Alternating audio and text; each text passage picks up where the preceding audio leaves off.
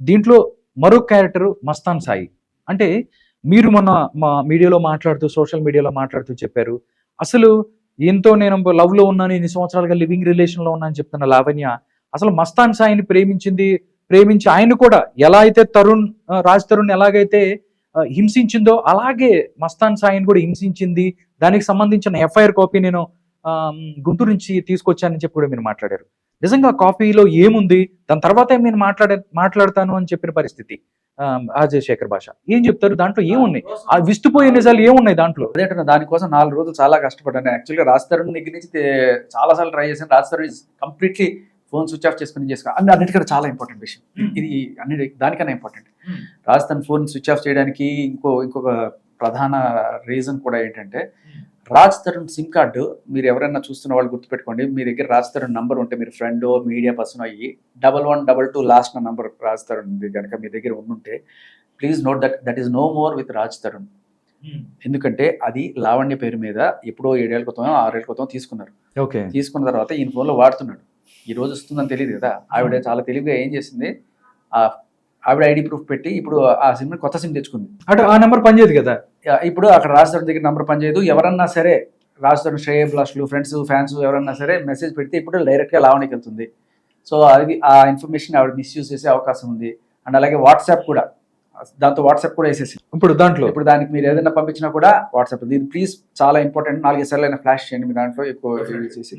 So ఇది అది అయితే రాజ్ తరుణ్ అలా వెళ్ళిపోయి రాజ్ తరుణ్ దగ్గర నుంచి ఏ రకమైన ఇది లేదు, నాకు కాంటాక్ట్ లేదు. ఉండుంటే ఆయన ఆ రోజు చూపించిన ఎఫ్ఐఆర్ ఏది అని చెప్పి తెప్పించుకోవడానికి ట్రై చేసేవాడిని. బట్ మొత్తానికి పట్టిన తర్వాత సార్ కోఆపరేషన్ తోటి దాని ప్రొసీడింగ్స్ కూడా కనుక అది ఒక్కసారి సార్ మధు శర్మ గారు నిజంగా మీరు చూసుకున్నట్టయితే మీతో మాట్లాడదాం కానీ ఈ కేసులో ఇలా మాట్లాడతాం అనుకోలేదు.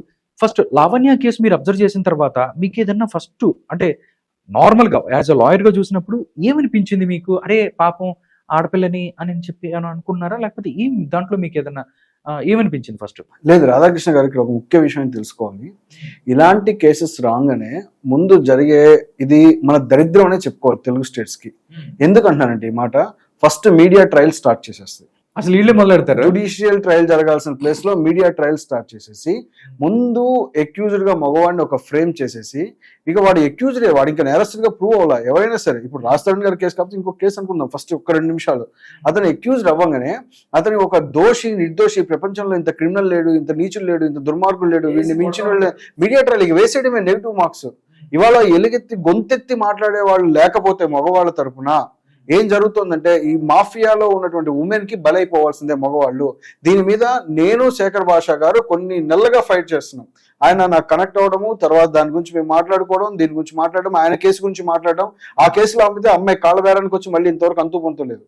అంత దారుణమైన స్థితిలో అంటే ఎట్లయినా ఏదో ఒక రకమైన థ్రెటనింగ్ గా బెదిరింప ఏం చేస్తే వసూలు అవుతాయి పైసలు అనే విధంగా వెళ్ళిపోతున్నారు.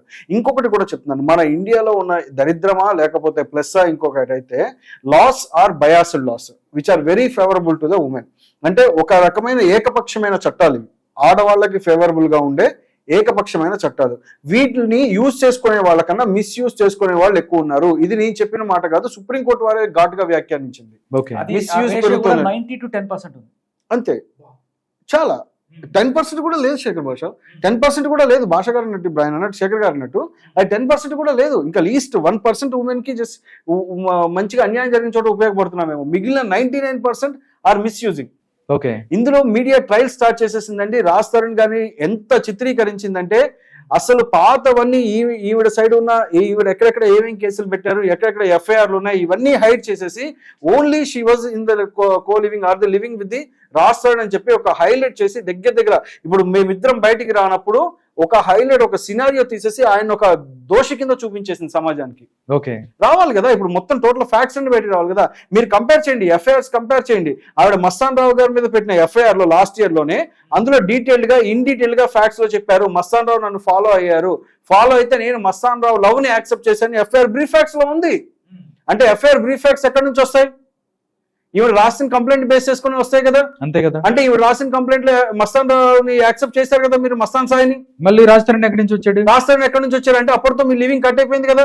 మీరు చెప్పిన దానికే చూసుకుందాం. మళ్ళీ ఇప్పుడు ఎందుకు రాజ్ తరుణ్ హెరాస్ చేస్తున్నారు అంటే, మీడియా ముందుకు కూడా ప్రొజెక్ట్ చేసి షో కేస్ చేసి ఇన్ని చేసాం అని చెప్పి బెదిరింపులకు గురించి ఎటు తిరిగి ఇప్పుడు ఈజ్ అ బడ్డింగ్ స్టార్, ఎదుగుతున్నాడు ఆయన, ఎదిగే స్టార్ పట్టుకొని ఇప్పుడు ఆయన్ని డిమినిష్ ఎటు తిరిగి ఆయన గ్రాఫ్ పడేయాలి అని చెప్పి ఇప్పుడు పోర్ట్రే చేస్తే ఇవాళ మళ్ళీ ఒకళ్ళు బయటకు వచ్చి మాట్లాడాక మళ్ళీ మొత్తం యూటర్న్ తీసుకుంది మీడియా మొత్తం. అసలు యాక్చువల్లీ వాట్ ఈజ్ వాట్ ఇందులో ఆపేసరి ఎన్డీపీఎస్ మీద రిజిస్టర్ అయిన కేసు గురించి మాట్లాడలేదు.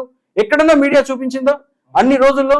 అంటే కొన్ని ఛానల్స్ గుత్తాధిపత్యం వహించి అదే విషయాన్ని ఓన్లీ పదే రాజ్ తరుణ్ వైపు తిప్పేసి అందులో అసలు యాక్చువల్ గా ఆమెడ వైపు ఉన్న ఫ్యాక్ట్స్ ఆపేస్తూ ఇంకా సమాజానికి చూపించకుండా ఇతని మీదే పోర్ట్రే చేసి they want to gain advantage.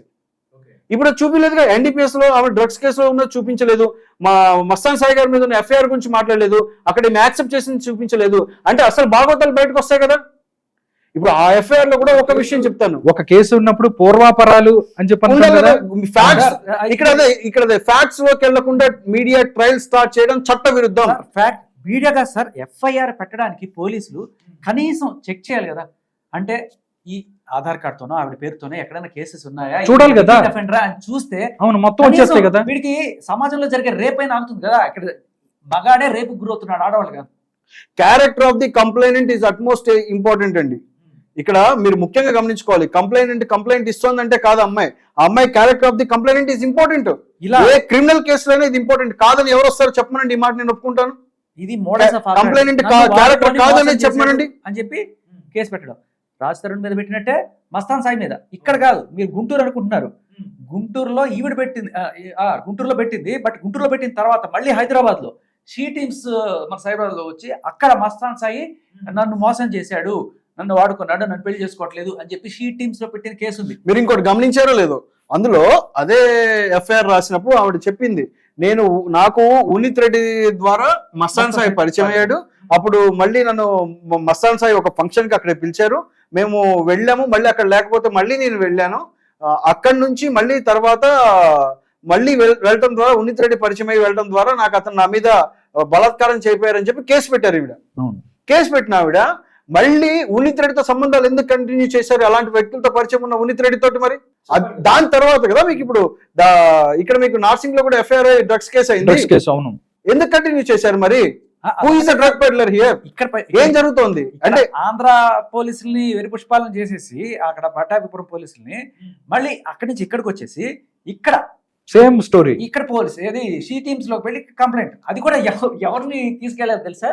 Raj Tarun తోడుగా తీసుకెళ్లి ఇదిగో ఈ మస్తాన్ సాయి నన్ను మోసం చేశాడు, ఇదిగో రాజ్ తరుణ్ నా ఫ్రెండ్ అని చెప్పి అక్కడ కూర్చున్న వీడియో కూడా ఉంటది. అక్కడ షీ టీమ్స్కి వెళ్ళి మీరు కనుక్కోండి ఇది చేసిందా లేదా. ఎంత అరాచకం సార్. కొన్ని రోజులు వాడు కావాలి, కొన్ని రోజులు వీడు కావాలి, అంతకుముందు ఉన్నిత్ రెడ్డి కావాలి, అంతకుముందు ఇంకొకళ్ళు కావాలి. ప్రతి సంవత్సరానికి 2-3 సార్లు ఇదే అనమాట. నన్ను పెళ్లి చేసుకో, ఎవడో ఒకటి ఆవిడ పెళ్లి చేసుకోవాలి, భరించాలి. ఎవడైనా సరే దీన్ని ఎట్ట వదిలించుకోవాలని చూస్తారు. ఇంత గయ్యాలి, భయంకరమైన బూతులు, బ్లాక్ మెయిలరు, ఎక్స్ట్రాషనిస్ట్ ఇన్ని ఉన్న మనిషిని ఎవడైనా వదిలించుకోవాలని చూస్తాడు. జస్టిస్ ఫర్ రాజ్ తరుణ్ జరిగి తీరాల్సిందే రాధాకృష్ణ గారు. ఓకే, ఇది 100% జస్టిస్ ఫర్ రాజ్ తరుణ్ జరగాలి. ఎందుకంటే నన్ను కూడా శేఖర్ భాష గారు గత 3-4 రోజులుగా కలిసి మాట్లాడదాం మీడియాలో అన్నా మేము ముందుకు రావట్లేదు. బట్ ఇవాళ చెప్తున్నాను 100% రాజ్ తరుణ్ కి జస్టిస్ జరిగి తీరుతుంది. ఎందుకంటే ఒకటే మాట చెప్తున్నారు వాళ్ళు, ఇంకొక వర్గం మీడియా ఏం హైలైట్ చేస్తుందంటే అసలు ఈమె పాత భాగవతం గురించి, ఈమె పాత తతంగాల గురించి మీకు అనవసరం, ఇప్పుడు జరిగింది మాట్లాడండి.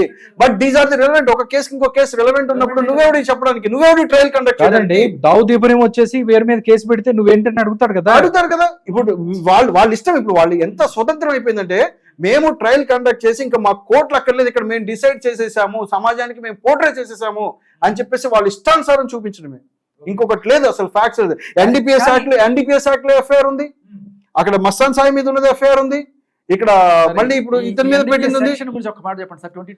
22B 10 years, 22B 10 years, అది up to 10 years. More than small quantity దొరికినట్టు ఆవిడ దగ్గర, మీడియం క్వాంటిటీలో ఉన్నట్టు ఆవిడ. తప్పించుకునే శిక్ష కూడా కాదు, తప్పించుకునేది కాదు. 5 నెలల లోపల ఖచ్చితంగా కోర్టులో ట్రయల్ అవుతుంది. దీంట్లో తప్పించుకునే ఛాన్స్ కూడా లేదు, 1% కూడా లేదు. దాన్ని తప్పించుకోవడానికి పెద్ద డ్రామా ఇదంతా. ఇంకొక విషయం కూడా మీకు చెప్తున్నాను, ఇది ఎవరైతే కవర్ చేసి అప్పుడు ఈ న్యూస్ ని హైలైట్ గా చూపించిన ఛానల్స్ ఏవైతే ఉన్నాయో, తిరిగి అదే ఛానల్స్ మళ్ళీ ఇప్పుడు మాట్లాడుతున్నాయి ఆవిడ వైపు. మళ్ళీ ఆడపిల్ల బయాస్డ్ స్టాండ్ అంటే ఆడపిల్లకి ఏదో జరిగింది అని చెప్పి తప్పుడు సమాచారంతో న్యూస్ ప్రచురిస్తే గనక అది చాలా హైలైట్ అవుతాయి, లక్షల్లో వ్యూస్ వస్తాయి, మాకు యూట్యూబ్ నుంచి ఇన్కమ్ వస్తాయి, శాటిలైట్ టీఆర్పీలు పెరుగుతుందని చెప్పి ఛానల్స్ చేసే భాగవతం దుర్మార్గం.